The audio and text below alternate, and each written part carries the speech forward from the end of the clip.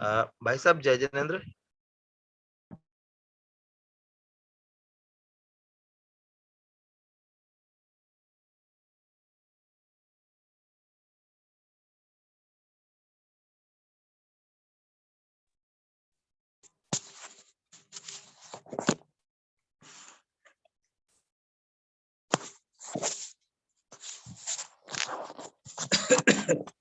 हाँ भाई साहब जय जिनेन्द्र।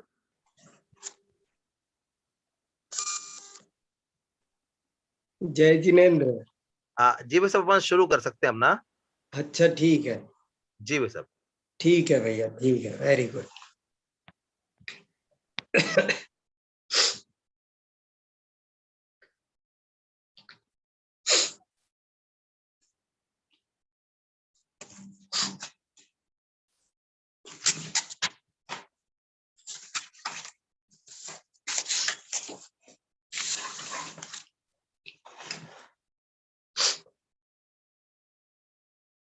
आदि पुरुष आदि सजिन, आदि सुविधि करतार, धर्म धुरंधर परम गुरु, नमो आदि अवतार। आज प्रथम तीर्थंकर भगवान ऋषभ देव की जन्म जयंती है और उसी के साथ साथ भरत चक्रवर्ती की भी आज जन्म जयंती है। मेरे मन में बहुत सारे भाव ऋषभ देव को लेकर के और बहुत सारे भाव भरत चक्रवर्ती की जन्म जयंती को लेकर के उत्पन्न होते हैं।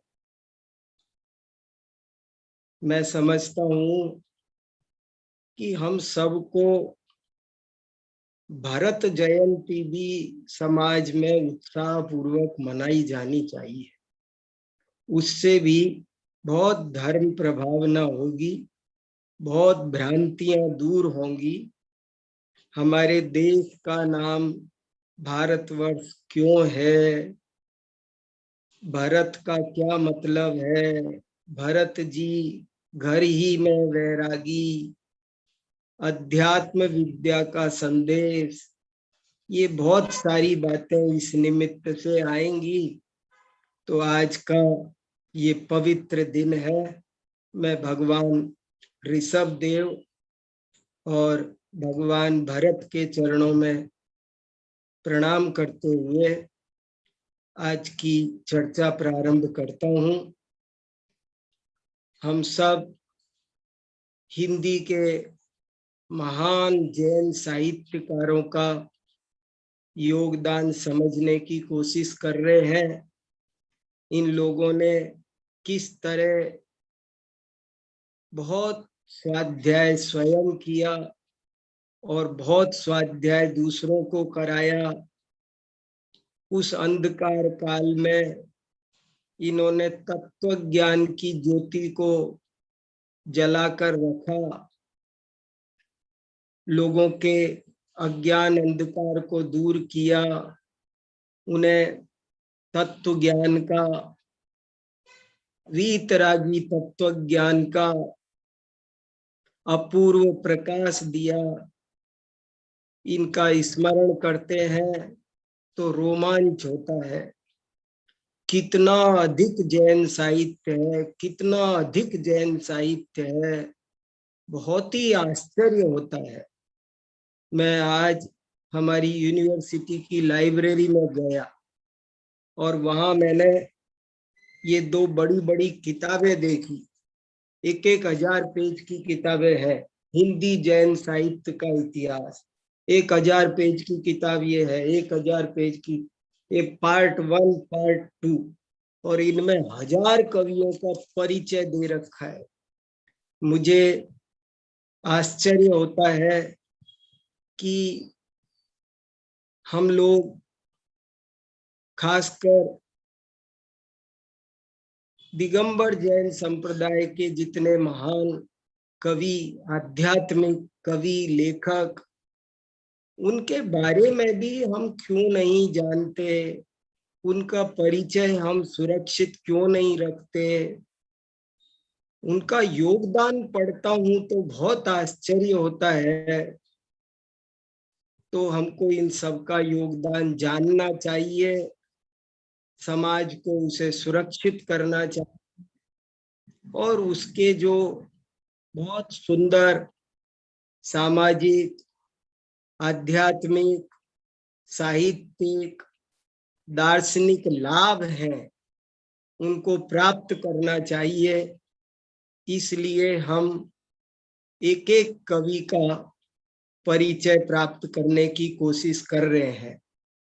और उस श्रृंखला में हमारा आज का शीर्षक है पंडित टेकचंद जी। पंडित टेकचंद जी। पंडित टेकचंद जी कौन थे, कैसे थे, कब हुए, उन्होंने क्या क्या ग्रंथ लिखे, ये सब आज समझने की हम कोशिश करेंगे। मैंने बहुत कोशिश की पंडित टेकचंद जी की किताबों को देखने की, पढ़ने की।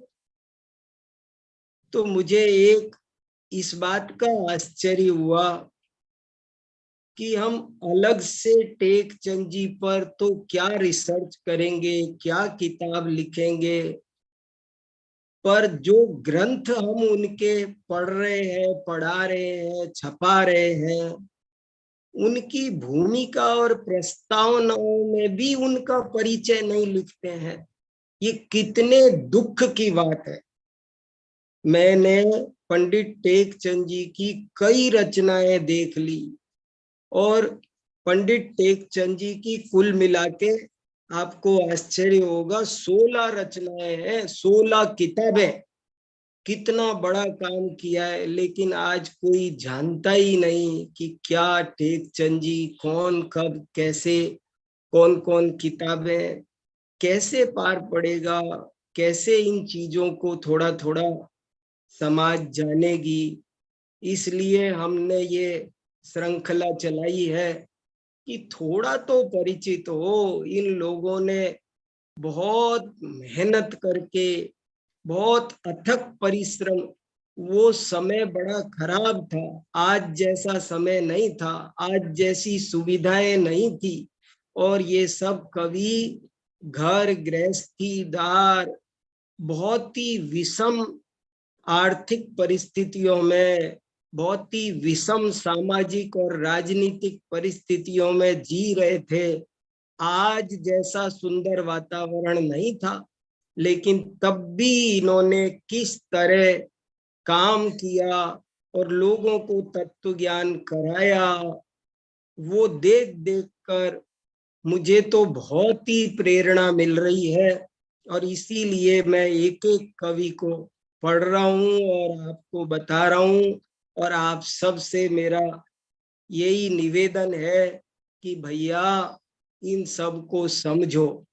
अब जैसे पंडित टेकचंद जी की सबसे प्रसिद्ध रचना है सुदृष्टि तरंगणी। अमर रचना है सुदृष्टि तरंगणी। ये सुदृष्टि तरंगणी नाम का ये एक ग्रंथ है। ये सुदृष्टि तरंगणी, ये सुदृष्टि तरंगणी देखो कितने पेज का है। 800 पेज का ग्रंथ है, बहुत विशाल। और इसके बारे में अभी आपको बात बताऊंगा, लेकिन इस ग्रंथ की प्रस्तावना में भी टेकचंद जी कौन थे। जब कोई ग्रंथ लिखते हैं तो उसकी एक भूमिका, प्रस्तावना तो जरूर लिखो। किसने ये ग्रंथ दिया, उसके बारे में तो रिसर्च करो, और उसके बारे में कुछ तो ढूंढ ढांड के प्रस्तावना में तो काम करो। किसी विद्वान से संपर्क करो, नहीं पता है तो, लेकिन वो काम जरूर से जरूर करवाओ। टेकचंद जी कौन थे, किसी को पूछो, रिसर्च करो, देखो यहाँ वहां, कहीं तो मिलेगा क्या उनकी प्रस्तावना में भी उनका परिचय देना हमारा कर्तव्य नहीं बनता है? सोचो तो सही, कितनी दुखद परिस्थिति है। इसलिए वे पंडित टेकचंद जी कौन थे? आइए आज हम इनका परिचय जानने की कोशिश करते हैं। मैंने जितना जो कुछ पढ़ा और जहां तहां से ढूंढ करके खोजा है, वो सब आपके सामने रखने की कोशिश कर रहा हूं। पंडित टेकचंद जी का जन्म विक्रम संवत 1777 यानी आज से ठीक 300 वर्ष पहले। सही पूछो तो जैसे हम पंडित टोडरमल जी की 300वीं जयंती मना रहे हैं, ऐसे पंडित टेकचंद जी का भी ये 300वां जन्म जयंती वर्ष है। बताओ, और कोई नाम लेने वाला नहीं है इतनी बड़ी समाज में कि ये टेकचंद जी को भी 300 वर्ष हुए। अरे नाम तो लो, याद तो करो। मुझे वही बात याद आती है कि जो समाज अपने अच्छे पूर्वजों का स्मरण नहीं करती है, वो बहुत जल्दी पतित हो जाती है। ऐसे अनेक श्लोक हैं, ऐसे अनेक विद्वानों ने लिखा है, मैं आपको पहले सुना चुका हूं। तो पंडित टेकचंद जी का जन्म आज से, और 77 का मतलब करीब करीब पंडित टोडरमल जी का के समकालीन, और वही जगह जयपुर में ही इनका जन्म हुआ है और वही समय है। और उस समय वहां पर सवाई जय सिंह जी थे, और हालांकि जयपुर बसा था 1785 में।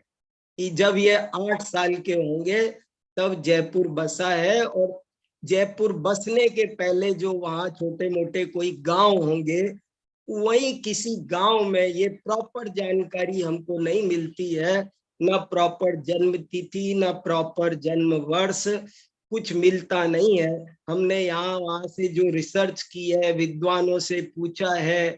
एक अपने दौसा में संजय जी प्रोफेसर हैं हिंदी साहित्य के, उनका हिंदी कवियों पर योगदान है। मैं हर बार उनसे भी बात करता हूँ कि कुछ मैटर मिले तो ऐसे करके जहां तहां ढूंढ ढूंढ करके कुछ लाता हूँ। डिक्शनरीज बहुत देखता हूँ, विश्वकोश देखता हूँ, कहीं कुछ मिल जाए। गूगल पर भी लिखे बिना मानता नहीं हूँ, भले कभी कुछ मिले ही नहीं। टेकचंद जी पर कुछ नहीं मिला, लेकिन मैंने लिखा जरूर। मैंने कहा देखो तो सही कहीं कहीं। तो फिर विक्रम संवत 1777 में पंडित टेकचंद जी का जन्म हुआ, और इनके पिताजी का नाम राम किशन या हरि किशन, दो नाम मिलते हैं। क्या प्रामाणिक है पता नहीं, एक जगह राम कृष्ण लिखा है, एक जगह हरि किशन लिखा है। और इनके दादाजी कौन थे, ये सुनकर आपको बहुत खुशी होगी। इनके दादाजी थे दीपचंद कासलीवाल, जिन्होंने भाव दीपिका लिखी है, जिन्होंने दीपचंद कासलीवाल पर हम एक व्याख्यान 2 व्याख्यान कर चुके हैं। कितने बड़े उच्च कोटि के आध्यात्मिक कवि, टोडरमल जी से पूर्ववर्ती चिदविलास, अनुभव प्रकाश, दीपचंद ग्रंथावली जिनकी छपी है, उन दीपचंद जी के बेटे थे राम किशन या हरि किशन, और ये उनके पोते थे पंडित टेकचंद जी। लेकिन ये जयपुर रहते रहते जब बचपन में ही कुछ ही दिनों में इनके पिताजी को शाहपुरा में, जयपुर के पास में एक शाहपुरा जगह है, अभी भी है, जयपुर से करीब करीब 100 किलोमीटर भी नहीं है।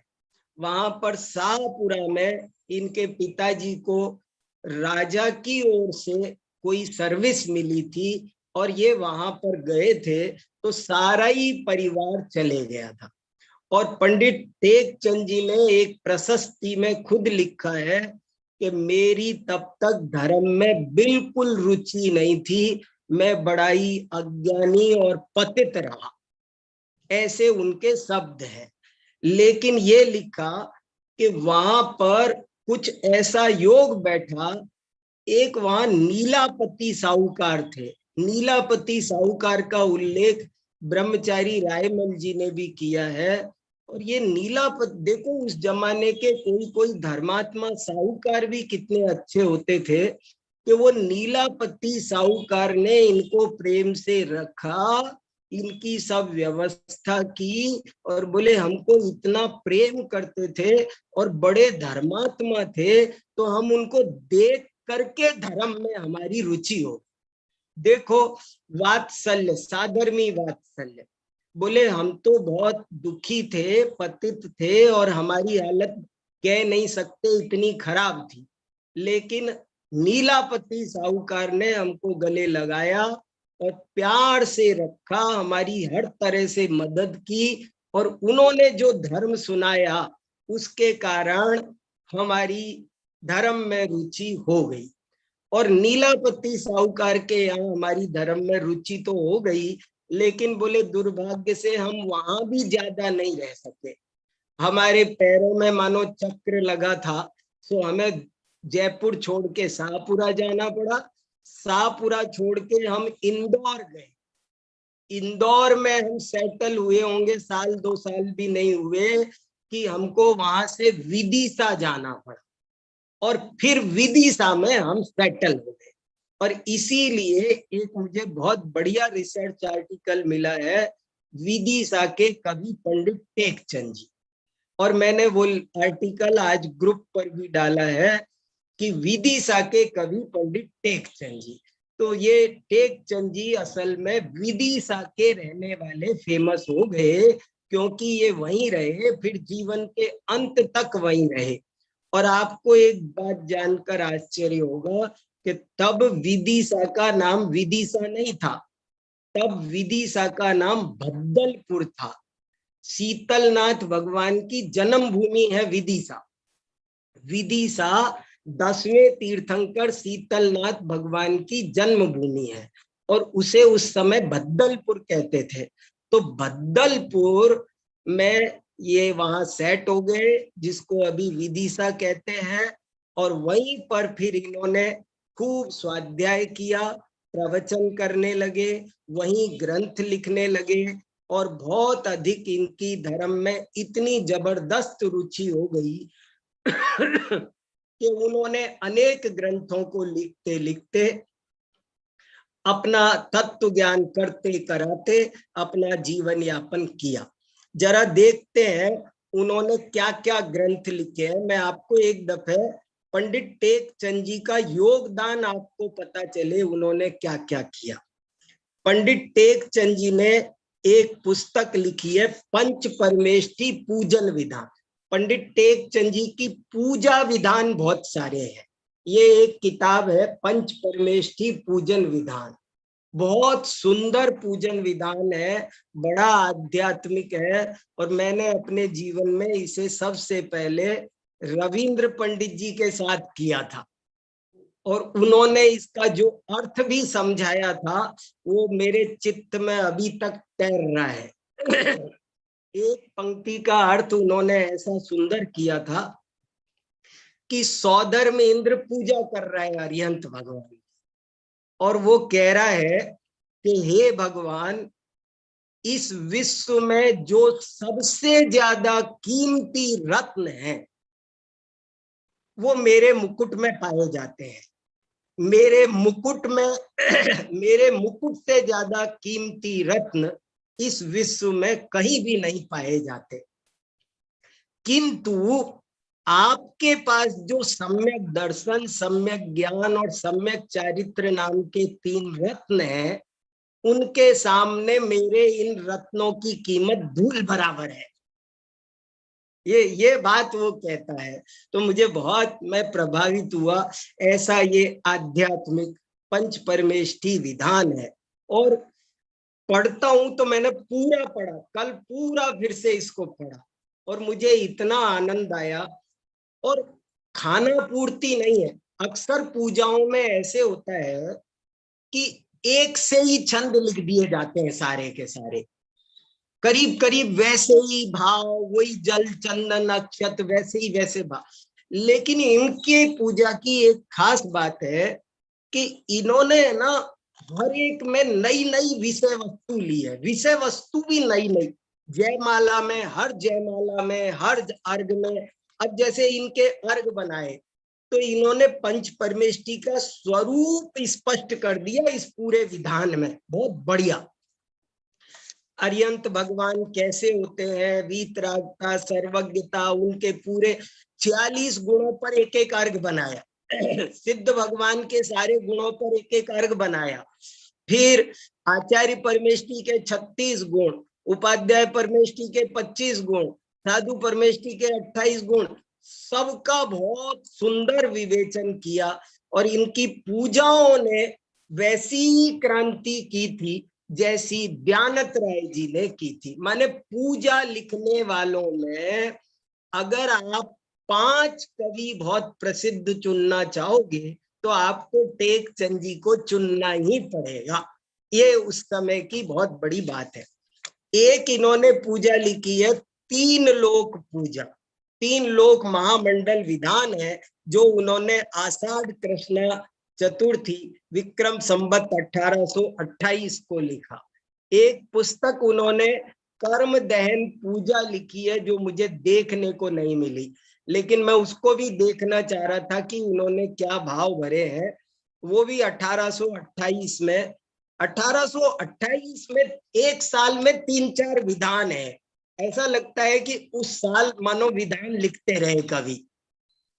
फिर एक पंच कल्याणक विधान अलग है, एक पंचमंगल विधान अलग है, छोटे छोटे विधान है। एक पंचमेरु पूजन विधान अलग है, एक 16 कारण पूजन विधान है। देखो आप कितने सारे विधान पूजा के, और सब स्वाध्याय करने लायक है। 16 कारण भावनाओं का स्वरूप समझना हो तो 16 कारण विधान बहुत बढ़िया है। माने गजब की बात यह है कि सब में बहुत नई नई और बड़ी अच्छी 3 लोक विधान पढ़ो तो इतना आनंद आता है, पूरा जैसे 3 लोक की यात्रा कर ली हो। और देखो आपको एक और गजब की 3 लोक पूजा में से मैं एक पंक्ति पढ़कर सुनाता हूँ, आपको आनंद होगा। अंतिम पंक्ति सुनाता हूँ। 3 लोक पूजा में पंडित टेक चंद जी ने लिखा कि 3 लोक पूजा मंडल विधान अभी मौजूद है, लेकिन वो मैं दूसरा नया लिख रहा हूं। उसका कारण ये है कि एक तो वो संस्कृत में है, जिसको आजकल लोग नहीं समझते हैं, तो मैं इसलिए हिंदी में लिख रहा हूं। और दूसरा कारण बहुत ध्यान देने लायक है। दूसरा कारण उन्होंने लिखा कि जैन दर्शन तो वीतरागता का दर्शन है, लेकिन मैं देखता हूं कि पूजाओं में बहुत सारी रागात्मक बातें भरी हुई है, जिनको पढ़ पढ़कर मेरा मन लगता नहीं है, और मुझे लगता है लोगों ने तत्व ज्ञान को अशुद्ध कर दिया। ऐसा उन्होंने लिखा। देखो क्या लिखा, तब हम पाठ अशुद्ध सुजान, मन में मतो करो इमबान, राग दोष मद मोहित जीव, सुनकर सब विपरीत गहीव। बोले पूजा के नाम पर जो हम रागात्मक बातें करते हैं, उससे सामान्य जनता वही राग द्वेष की शिक्षा ग्रहण कर लेती है और जैन दर्शन का असली प्रयोजन खत्म हो जाता है। इसलिए मैंने ये दूसरी पूजा लिखी। बताओ क्या उनकी भावना, देखो अब इनका योगदान आप सोच सकते उस समय 300 वर्ष पहले। और ये कवि देखो तो सही, कोई जयपुर में शंखनाद कर रहा था, तो कोई आगरा में कर रहा था, कोई बनारस में कर रहा था, कोई सहारनपुर मणियारा नकुड़ में कर रहा था। तो ये विदिशा में भी शैली चलती थी, और विदिशा से उन्होंने पूरा मालवा कवर कर लिया। पूरे मालवा के प्रसिद्ध हीरो है, हमारा ये जैन हीरो नाम दिया है ना कोमल बहन ने। तो ये मालवा के हीरो है पूरे के पूरे। पूरे मालवा प्रांत में इन्होंने ये काम किया। नंदीश्वर पूजन विधान की लिखा है, रत्नत्रय पूजन विधान लिखा है, 10 लक्षण पूजन, देखो कितने सारे पूजन विधान मैंने आपको बताए। पंडित टेकचंद जी कितने बढ़िया कवि थे और कितनी किताबें उन्होंने लिखी है। ये सब वही मैं कहता हूं, कुछ ना बने तो एक टेकचंद ग्रंथावली छपा दो और उसकी एक प्रस्तावना लिख दो, उनका परिचय लिख दो, तैयार कर दो। आने वाली पीढ़ी के लिए कुछ तो चीजें छोड़ के चलो, नहीं क्या होगा फिर? हम ही नहीं करेंगे काम, आगे कौन करेगा ये काम? इसलिए ये काम जरूरी है। फिर देखो, एक किताब लिखी है इन्होंने, व्यसन राज वर्णन। ये बहुत बढ़िया किताब है। इसमें 7 व्यसनों का बहुत सुंदर चित्रण है। आप जानते नहीं है, आज के समय में बहुत बुरी हालत है। लोग व्यसनों में अभी फिर पड़ते देखे जा रहे हैं। अभी मैं बहुत अच्छे अच्छे घरों में व्यसन घुस गए ऐसा देख रहा हूँ। और नए नए बच्चे ये तर्क करते हैं, इसमें क्या दोष है, इसमें क्या दोष है? तो व्यसन छुड़ाने के लिए उन्होंने एक किताब लिखी उस जमाने में, व्यसन राज वर्णन। एक किताब का नाम है नेमी चंद्रिका। मैं देख नहीं सका इसमें क्या है। बहुत सी किताबें मुझे देखने, मैं तरस रहा हूँ उनकी किताबें देखने के लिए, खूब तरस रहा हूँ। दिन भर इसको पूछूंगा, उसको पूछूंगा, इस लाइब्रेरी में देखूंगा, ई लाइब्रेरी में देखूंगा, पर मुझे मिलती नहीं किताबें। बताओ, आप सोचो, जब मुझे किताबें नहीं मिल रही क्या होगा? कहीं तो ये किताबें होनी चाहिए ना। फिर चलो, एक पद संग्रह है टेकचंद जी का, वो भी मुझे देखने नहीं मिला। टेकचंद जी के पद, आपको संत लाल जी के मैंने पद सुनाए। इन लोगों के जो पद है ना, मैं तो इनके पदों पर बहुत रीझता हूँ। इनके पद हल्के नहीं है। क्या चिन्ह मूरत द्रगधारी की, वो एक ही पद में मानो पूरा समय सार भर दिया। एक एक पद में वो इतना गहरा तत्व ज्ञान भर देते हैं, मानो समय सार की गाथा है, मानो गोमट सार की गाथा है। ये लोग ऐसे थे जो संस्कृत प्राकृत के बहुत अच्छे ज्ञाता होते थे और उसी भाव को केवल भाषा बदलते थे और एज इट इज हिंदी में दे देते थे। तो इनके पद कहीं मिल जाते, मैं तरस रहा हूं, किसी को मिले तो भेजना। तो टेकचंद जी का पद संग्रह है बहुत अच्छा। और आपको बात बताऊं, पंडित आप कोई नहीं जानते, टेकचंद जी ने एक 6 ढाला लिखी है। किसी को पता है? बताओ, किसी को पता हो तो बताओ। टेकचंद जी ने 6 ढाला लिखी है, 6 ढाला। और वो मुझे देखने को नहीं मिली, आज ना 8 दिन से तो कोशिश कर रहा हूं। मैंने बुद्धजन जी की 6 ढाला पढ़ ली, दयानंद राय जी की पढ़ ली और दौलत राम जी की पढ़ ली। और 3 ही 6 डाला हमको, आपको पता होगा, किसी को आपको कहीं पता हो तो मालूम नहीं। लेकिन मैंने ये पढ़ा कि टेकचंद जी की सूची में पढ़ा कि एक इन्होंने 6 ढाला भी लिखी है। क्या होगा? देखो कैसे हमको सुरक्षित करना चाहिए। ये डाटा तो इकट्ठे रखो भाई, नहीं तो कैसे काम चलेगा। हमारे यहाँ समाज में एक अच्छा शोध संस्थान होना चाहिए। हमारी समाज में एक शोध संस्थान की बहुत जरूरत है। कैसे भी करके हमें काम करना चाहिए। शोध संस्थान नहीं होगा तो ये चीजें सुरक्षित नहीं रहेंगी, ये सब खत्म हो जाएंगी। और ये बहुत मूल्यवान चीजें हैं, इनका मूल्यांकन आप नहीं कर सकते। कब किस चीज, मैं ये नहीं कह रहा आप सब पढ़ो, लेकिन पता नहीं किसको किससे फायदा हो जाएगा, किसके भाव किससे बदल जाएंगे। तो ये चीजें हमारी अनमोल धरोहर है, ये बची तो नहीं। एक इन्होंने पुण्याश्रव कथा कोश, एक पुण्याश्रव कथा कोश ने बहुत लोगों का जीवन बदला। मुमुक्षु रामचंद्र का संस्कृत में ग्रंथ है और मैंने भी पढ़ा। और मैं सच बताऊं, मेरे परिणाम इतने भीग गए। 56 कहानियां हैं और इतनी सुंदर सुंदर कहानियां हैं, आप किसी बच्चे को दे दो तो पढ़ने लायक है। पुण्याश्रव कथा, बस भाषा पुरानी है, उसको अगर कोई आज की भाषा में, मैं चाहता हूं पुण्याश्रव कथा कोश को नए सिरे से कोई हिंदी अनुवाद करे संस्कृत के आधार पर। ये एक दौलत राम कासलीवाल ने किया है, एक टेकचंद जी ने किया है, लेकिन वो बहुत सुंदर कहानियां हैं। उनको छोटे नए वाक्य विन्यास, नए संवाद बना करके अगर वो कहानियां लिखी जाए तो इतनी उपयोगी है, किसका जीवन बदल देगी। दौलत राम कासलीवाल ने अपनी जिंदगी में पहला ग्रंथ पुण्याश्रव कथा कोश पढ़ा था, और वो कहते हैं पुण्याश्रव कथा कोश पढ़कर मेरा जीवन बदल गया पूरा का पूरा। और वो ही हाल इनका देखो, ये पुण्याश्रव कथा कोश से इनको भी बहुत फायदा हुआ, इन्होंने अपनी प्रशस्ति में लिखा है। एक बहुत सुंदर ग्रंथ इन्होंने लिखा है, उसका नाम है बुद्धि प्रकाश। बहुत, और ये ग्रंथ अभी तक छपा नहीं है, विदिशा के मंदिर में हस्तलिखित ग्रंथ रखा हुआ है। आप लोगों को कुछ दुख नहीं हो रहा मैं ये सब बातें सुना रहा हूं तो? ये काम आपको जरूरी नहीं लग रहे? बताओ कोई क्या कर रहा है?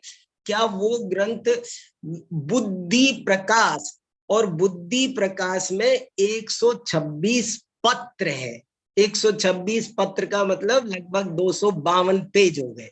252 पेज की ये रचना है, और इसमें पूरा नीति का वर्णन है। थोड़े एक आदर्श जीवन कैसा होना चाहिए, हमको क्या करना चाहिए, क्या नहीं करना चाहिए, हम क्रोध से कैसे बचें, हम अहंकार, एक तरह का ये नीति शतक है।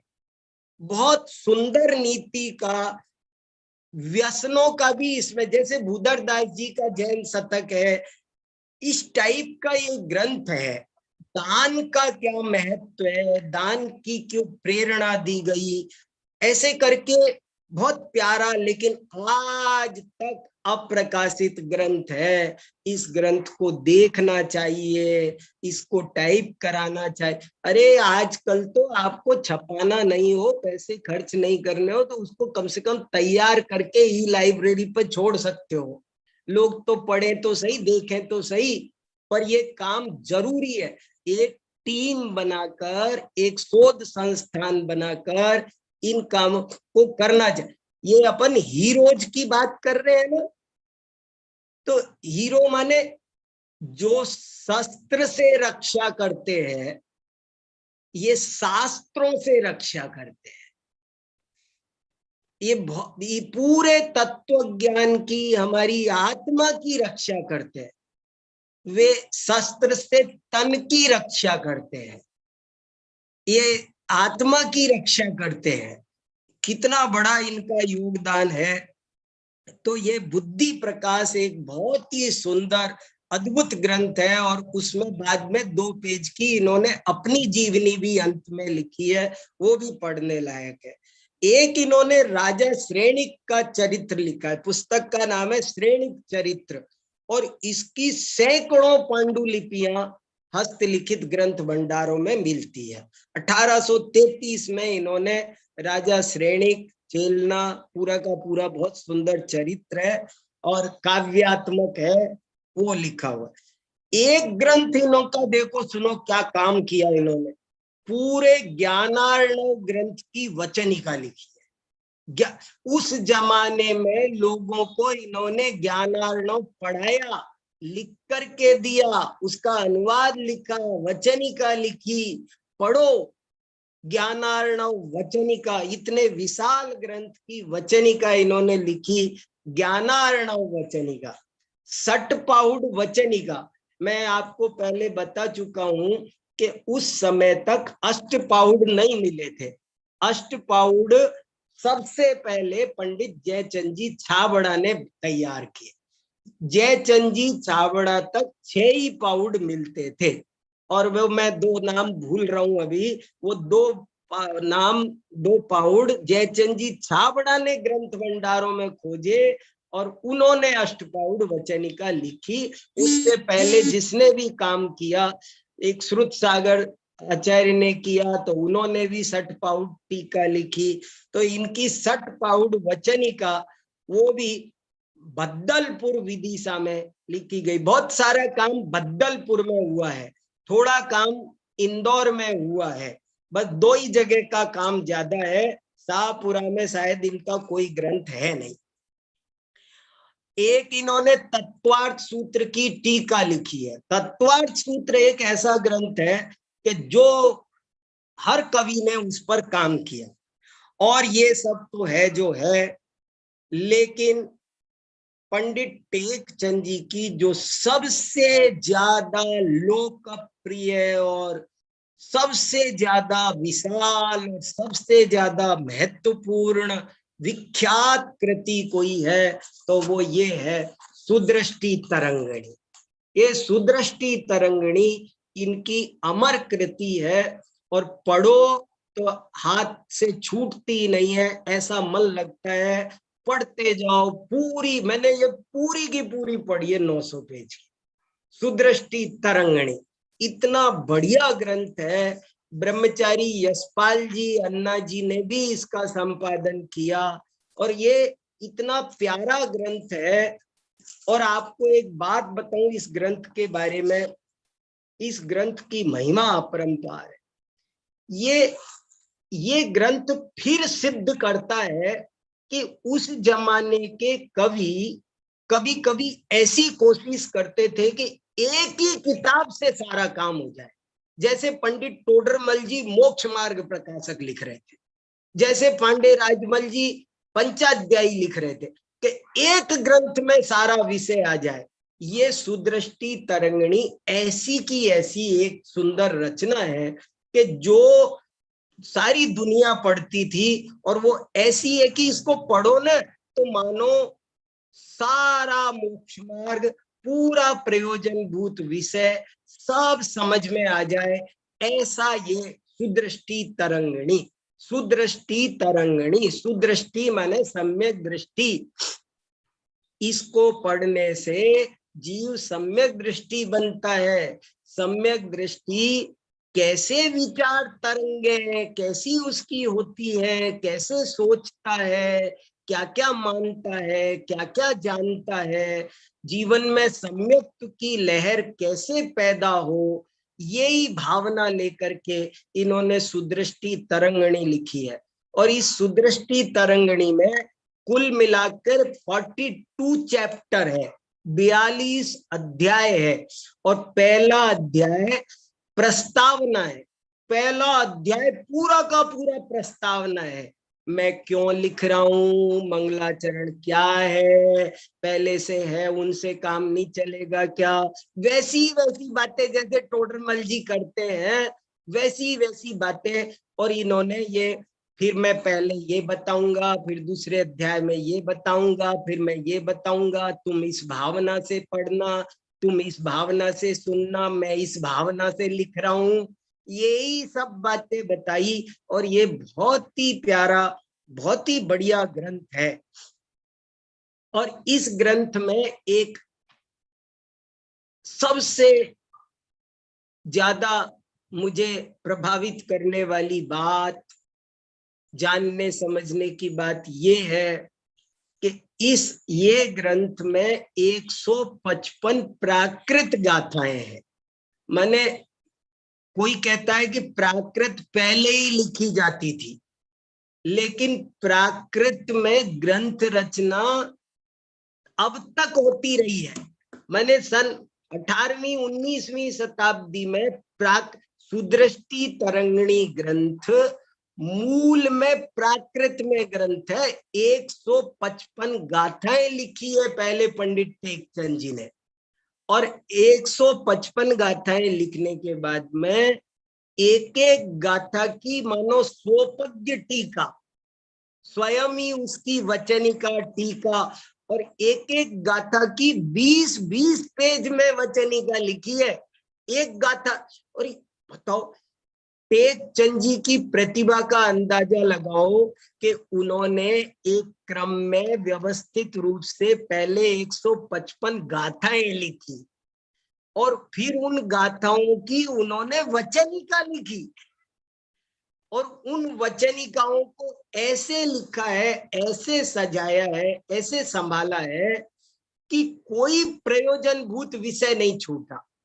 देव शास्त्र गुरु का क्या स्वरूप है, कुगुरु कुदेव का क्या स्वरूप है, श्रावक के क्या कर्तव्य है, छह द्रव्य क्या है, उत्पाद व्यय द्रव्य क्या होता है, द्रव्य गुण पर्याय क्या होता है, सात तत्व क्या है, सठ दर्शन का परिचय क्या है। देखो आपको इसकी विषय सूची दिखाऊं तो आपको पता चलेगा कि इसमें क्या क्या विषय आए।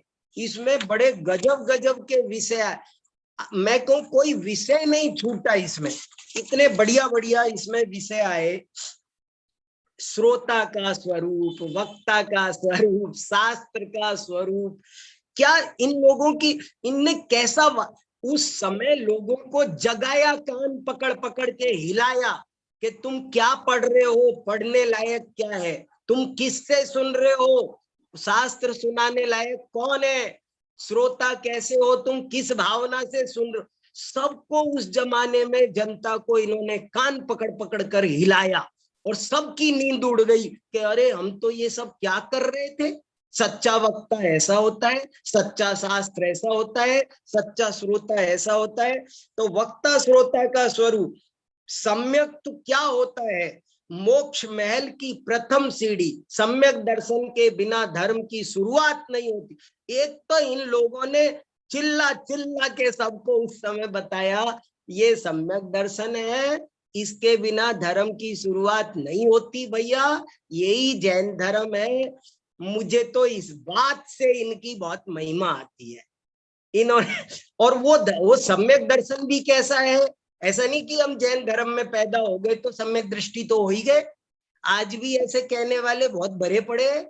लेकिन नहीं, इन्होंने कहा आत्मानुभूति हो तो ही सम्यक दर्शन होता है। ये कैसी कैसी कैसी बातें इनके समझ में आई और फिर कैसे इन्होंने सबको समझाया।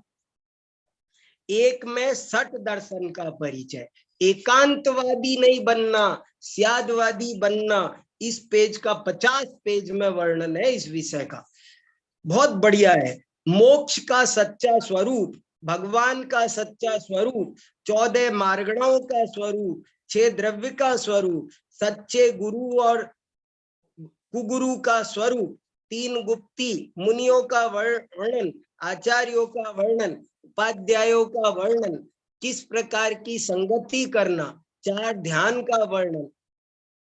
और कुछ हेडिंग ऐसे डाले इन्होंने जैसे भोजन परीक्षा, ये भोजन में क्या, धर्म परीक्षा, धर्म कौन कुधर्म है कौन सुधर्म है, तत्व परीक्षा, कौन कुतत्व है कौन सुतत्व है, तीर्थ परीक्षा, इतना सुंदर चैप्टर है, मैंने पूरा फिर पढ़ लिया।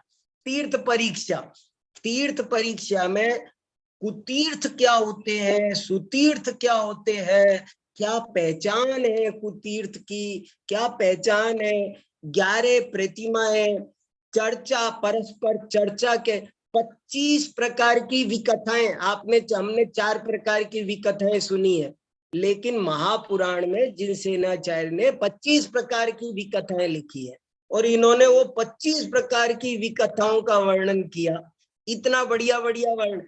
एक में 5 ज्ञान का स्वरूप एक चैप्टर में, फिर उपदेश का पात्र, अन्याय अनीति का फल, पंचम काल का स्वरूप, इंद्रिय सुख और अतीन्द्रिय सुख का स्वरूप। ऐसा लगता है ये प्रवचन सार का प्रभाव है, इसमें प्रवचन सार के भी कोटेशन दे रखे जगह जगह, कई ग्रंथों के कोटेशन दे रखे। एक चैप्टर में 6 लेस्याओं का स्वरूप, एक स्वाध्याय के फल, एक चैप्टर है स्वाध्याय से क्या क्या लाभ होते हैं। क्या इन लोगों ने कितना लोगों को जगाया, सुनाया, बताया, सुनो सुनो सुनो। देखो अष्टांग निमित्त पर एक बहुत बढ़िया लेख, पूरा का पूरा अध्याय है अष्टांग निमित्त, बहुत बढ़िया अध्याय है। अष्टांग निमित्त क्या होता है, श्रावक की 25 क्रियाओं पर एक पूरा का पूरा अध्याय है, 5 व्रतों पर एक अध्याय है, 11 प्रतिमाओं पर अध्याय है और एक अध्याय आदिनाथ भगवान पर है। आज ऋषभ देव जयंती है ना, तो ऋषभ देव पर एक चैप्टर है पूरा का पूरा। देखो कैसा। और एक चैप्टर समोसरण पर है। उस जमाने में समोसरण पर भी बहुत लोग लिखते थे। पंडित टोडरमल जी ने भी समोसरण पूजा लिखी है। समोसरण कवि विषय मध्यकालीन हिंदी कवियों का प्रिय विषय रहा है, ऐसा लगता है। तो इस तरह से इन्होंने बहुत बढ़िया बढ़िया बातें लिखी है। नए प्रमाण, निक्षेप, सप्तभंग, ये सब वर्णन इन्होंने लिखे। लेकिन मैं कितनी बातें आपको सुनाऊं, क्या क्या बताऊं। एक दो इंपॉर्टेंट गाथा जरूर सुनाता हूं। और क्या क्या इन्होंने, देखो द्रव्य गुण पर्याय समझाया ना इन्होंने, तो एक जगह लिखा कि 6 द्रव्यों का क्या स्वरूप है। तो इन्होंने लिखा, बहुत समझाया, फिर कहा मैं एक उदाहरण देता हूं। और इन्होंने उदाहरण दिया कि जैसे एक गुफा में 6 मुनि महाराज ध्यान कर रहे हो, तो कहने को तो 6 है, लेकिन किसी का किसी से कोई मोह नहीं है। ऐसे ही इस विश्व में 6 द्रव्य हैं, मिलकर 6 द्रव्य का विश्व कहलाता है। पर 6 द्रव्य मिले नहीं, सब स्वतंत्र है, किसी का किसी से कोई लगाव नहीं। क्या होता है, बोले जैसे एक गुफा में 6 मुनि महाराज है, ऐसे ये है।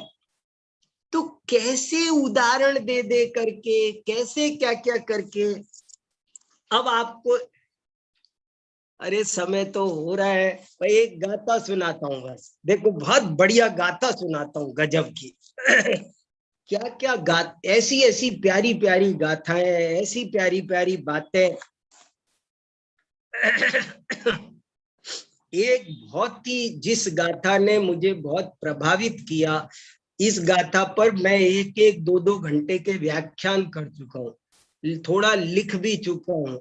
और इसको हम सबको थोड़ा ध्यान से सुनना समझना चाहिए। देखो क्या लिखा। धम्म सवा निव पंचय जाई लोयाय बंधुवगाणी इण विरुद्धम वच कर दी सच सठ लोयनिंद दो खलहो। हिंदी अर्थ।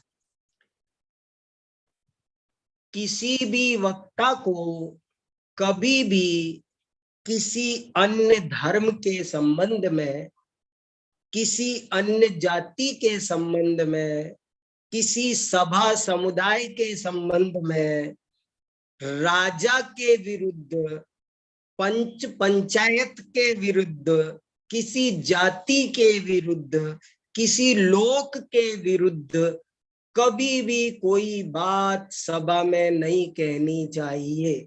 यदि कोई कहे तो वो सठ है, निंदनीय है, दुख प्राप्त करेगा और उसे पारंचिक प्रायश्चित दे देना चाहिए। संघ में, मुनि में एक पारंचिक प्रायश्चित होता है, सबसे कठिन प्रायश्चित यही माना है। कोई भी गलती हो तो आचार्य प्रायश्चित देते हैं कि आज तुम उपवास करो, तुमने ये गलती की, ऐसे दंड देते हैं। कहने का मतलब अपन अपनी भाषा में दंड समझ लो, वो उनने अच्छा शब्द रख दिया प्रायश्चित। तो एक दंड होता है पारंचिक प्रायश्चित। पारंचिक प्रायश्चित का मतलब है इसे संघ से बाहर निकालो, और संघ से नहीं, इसको राष्ट्र से बाहर। कितनी बड़ी बात है। मैं आपको सच कह रहा हूं, मुझे ये बात बहुत इंपॉर्टेंट लगती है। आज के जमाने में इसकी और भी ज्यादा उपयोगिता हो गई। सारे चैनल चल रहे हैं, सारी दुनिया देख रही है, खुलेआम यूट्यूब है। और हमारे कितने ही वक्ता दूसरे धर्म के बारे में बहुत बुरे शब्द बोल देते हैं, किसी जाति के बारे में, किसी राजा के बारे में। मैं कोई आपको उदाहरण नहीं देना चाहता, मेरे चित्त में तो सब घूम रहे हैं कि किसने क्या किया। एक महाराज जी ने ऐसे बोला था, हरियाणा में एक अदालत में गए और उन्होंने अदालत में उनका भाषण हुआ और उन्होंने बोला कि जानते हो, पूरी बार एसोसिएशन बैठी थी, बोले आप जानते हो अदालत किसे कहते हैं? कि अदालत का मतलब है आओ देओ फैसला ले और तबाह हो जाओ। बोले रिश्वतखोरी का नाम अदालत है। इतना हंगामा हुआ कि उनको माफी मांगनी पड़ी। कई बार एक आदमी गलती करता है और पूरी समाज पर संकट आ जाता है। लोग अगर सरकार को गाली देवे, ये काम जिनवाणी के वक्ताओं का नहीं है। दूसरे धर्म की निंदा करना, नहीं नहीं हम तो है ना इस नाम पर करेंगे, हम तो वस्तु का स्वरूप बता रहे हैं, तुमको सामाजिक शिष्टाचार दो। कितना बढ़िया लिखा। कभी भी किसी धर्म के बारे में, किसी सभा सोसाइटी पंचायत जाति कोई और नृप नृप माने राजा, इन विरुद्ध वच करई सच सठ लोक निंद दुख लहो। वो सठ है, लोक निंद है और वो दुख प्राप्त करेगा। तो ऐसी बहुत सावधानी से जैन तत्व ज्ञान की, जैन संस्कृति की सुरक्षा करने में इन लोगों ने बहुत योगदान दिया। देखो मैंने बुक मार्क तो बहुत सारे लगा रखे हैं पर समय तो हो गया। हे उपादेय गे जरूर समझो, ये बात इन्होंने 10 बार लिखी। बोले 10 दफे सुदृष्टि तरंगिणी में ये लिखा है। पंडित फूलचंद जी कहते थे इस बात को कि आप कोई भी काम करो, खाओ सो चलो बोलो, अगर आपने ऐसे ही किया तो वो साधारण क्रिया, लौकिक क्रिया, और अगर उसमें आपने एक विवेक पूर्वक शब्द लगा दो, हर जैसे हर वर्ब में, हर क्रिया में एक एडजेक्टिव जोड़ दो विवेक पूर्वक, तो वो चरणान योग की क्रिया है, वो धर्म की क्रिया है। आपका सोना विवेक पूर्वक, खाना तो है पर विवेक पूर्वक खाए तो वो चरणान योग है। चलना तो है, तो ये बात सुदृष्टि तरंगिणी में भी 10 दफे लिखा है। आप किसी से बोलो तो विवेक पूर्वक बोलो, सुनना विवेक पूर्वक। तीर्थ यात्रा पर जा रहे हो, कहाँ जा रहा हूं, क्यों जा रहा हूं, क्या प्रयोजन है। माने इन कवियों का ये सबसे बड़ा योगदान है कि उन्होंने सबको जगह दिया कि तुम सोचो, तुम्हारे दिमाग का उपयोग करो, किसी के कहने से और ऐसे ही अंध श्रद्धालु मत बनो। जैन दर्शन परीक्षा प्रदान है। ऐसे हंगामा मचा मचा कर इन्होंने बहुत जैन तत्व ज्ञान को इन्होंने जीवित रखा और बहुत सारी बातें, धन शास्त्र, एक अर्थशास्त्र पर एक गाथा लिखी और ऐसा लिखा, संचय करने से बहुत हानि होती है। धन का संचय, जो अपना नुकसान करके संचय करते हैं वे बहुत दुख उठाते हैं। कार्तिकेयानुप्रेक्षा में ये बातें बहुत विस्तार से लिखी है। मैं जैन इकोनॉमिक्स पर 1-2 व्याख्यान करता हूँ, तब ये बात बहुत विस्तार से बताता हूँ। पर ये बहुत लोगों के साथ ऐसा हो रहा है। लोभी जीवों की बहुत दुर्गति होती है। ये लोभ बहुत खतरनाक चीज है। कितना बढ़िया दोहा है, धन की गतियां 3 है। मुझे बहुत प्रिय है ये दोहा। धन की गतियां 3 है, दान भोग और नाश। दान भोग यदि ना किया, निश्चय हो यदि नाश। कितना प्यारा दोहा है, कितना बढ़िया मार्गदर्शन है। हम समझे जब तो धन की 3 ही गतियां हैं, अगर फर्स्ट डिवीजन पास होना है तो दान कर दो, सेकंड डिवीजन पास होना है तो भोग कर लो, और फेल होना है, थर्ड डिवीजन नहीं होता कुछ, तो फेल होना है तो नष्ट तो हो ही जाए। ऐसा बहुत होता है। आप ऐसा सोचो, मान लो मेरे घर में 1 किलो बादाम रखी है, तो अब एक तरीका तो यह है कि किसी को खिला दो। सेव फल रखे रहते घर में, चीजें रखी रहती, हम किसी को खिलाते भी नहीं है और हम खाते भी नहीं है। फिर क्या होता है, न खाया न खिलाया, तो क्या हुआ, वो सड़ गया, तुमको हिंसा का दोष और लगा। धन की गतियां 3 है, दान भूल।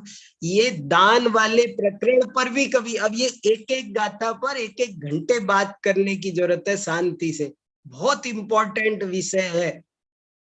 एक जगह लिखा एक शास्त्र में, यदि चित्तम नहीं वित्तम, यदि वित्तम नहीं चित्तम, चित्तम वित्तम नहीं सुपत्तम। समझ में आया?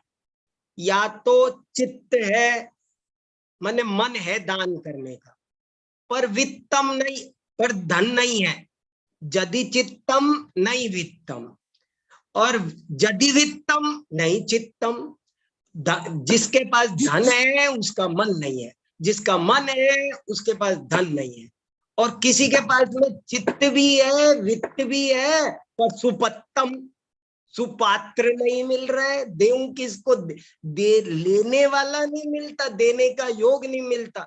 चीज भी है, देना भी चाह रहे हैं, किसको देवे, लेने वाला नहीं मिल रहा। चित्तम वित्त, यदि चित्तम नहीं वित्तम, यदि वित्तम नहीं चित्तम, चित्तम वित्तम च नहीं सुपत्तम। और फिर नीचे तो और गजब की बात लिख दी कि चित्त भी हो, वित्त भी हो और सुपत्त भी मिल जाए, और फिर भी जो दान न करे, उससे बड़ा भागा कोई है ही नहीं। इसलिए दान का भी बहुत बड़ा परिणामों में विशुद्धि आती है। दानम पारंपर्येण मोक्ष कारणम, पद्मनंदी पंचविंशति का, पद्मनंदी पंचविंशति का, दानम पारंपर्येण मोक्ष कारणम। ये आसक्ति है ना धन की, ये धर्म नहीं करने देती है। कभी इस बात पर सीरियसली सोचना। इसलिए ये इस पर भी एक अध्याय लिखा। ऐसे ही बहुत अच्छी अच्छी बातें लिखी। एक बात और बताकर बात पूरी करता हूं। एक 72 नंबर की गाथा है। इसमें 72 नंबर की गाथा में लिखा कि सम्यक दृष्टि क्या सोचता है। बोले सम्यक दृष्टि हमेशा ये जानता है कि कोई तो कहता है, कोई अज्ञानी तो लोक में कोई तो कहता है कि मुझे दुखी ग्रह कर रहे हैं, कोई कहता है कि वात पित्त कफ से मैं दुखी हूं, कोई कहता है कि मैं कर्मों से दुखी हूं। लेकिन सम्यक दृष्टि जानता है कि मैं अपने भावों से दुखी हूं, अपने भाव ढीक करके सुखी हूं। जो दूसरे को दोष दे वो मिथ्या दृष्टि, और अपनी गलतियों का स्वयं को जिम्मेदार माने वो सम्यक दृष्टि। ऐसे बहुत अच्छी, बहुत अद्भुत ग्रंथ है सुदृष्टि तरंगिणी, स्वाध्याय करने लायक। इन कवियों का भैया बहुत बड़ा योगदान है। सुनो, समझो, जगो, जगाओ, यही मेरी भावना है। ठीक है, इसी के साथ बात पूरी करते हैं। और कोई कुछ बोलो, अब थोड़ा सा 2-5 मिनट कुछ आप लोग सुनाओ हमको।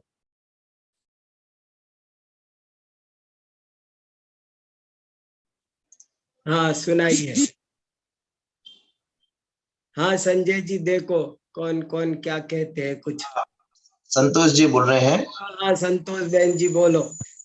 नमो जिनाणम गुरु जी। नमो जिनाणम, सुनाओ। जब हम अहिंसा स्थल का दर्शन करने जाते हैं तो हाँ सीढ़ियों पे लिखा है, हाँ बिल्कुल सही कहा। सिद्धांत की 3 गतियां बिल्कुल बिल्कुल बिल्कुल बिल्कुल सही कहा, एकदम सही कहा। अहिंसा स्थल कुतुब मीनार के सामने बहुत बड़ा जैन मंदिर है, विशाल। उस मंदिर में प्रवेश करते हैं तो ये दोहा सामने मिलता है, धन की गतियां 3 है, दान भोग यज्ञ। संतोष बहन जी वहीं रहती है ना, इसलिए याद दिला रही। बहुत धन्यवाद आपको। हाँ, और बोलिए प्रज्ञा बहन जी, कुछ सुनाओ।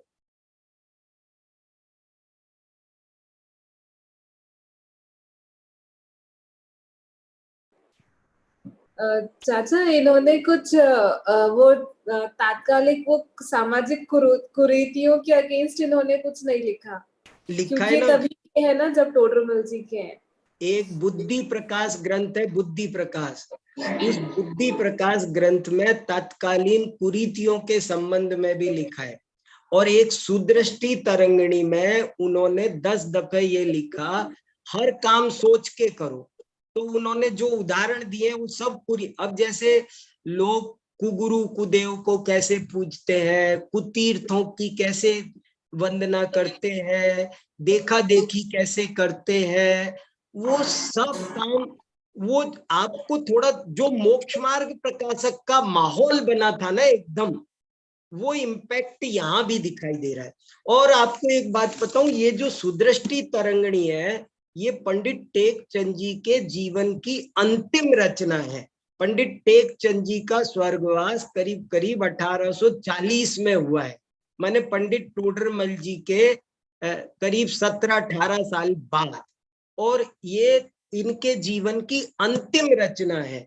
जब कोई 65 वर्ष के ये हो गए, तब का इनका पूरे जीवन का अनुभव है। और शैली भी बहुत परिष्कृत हो गई है, बड़ा अच्छा गद्य है। तो जगह जगह आया है कुरीतियों के निषेध की बात। हाँ, और कोई? सुनील जी भी दिख रहे थे, कुछ कहना चाहते हो तो।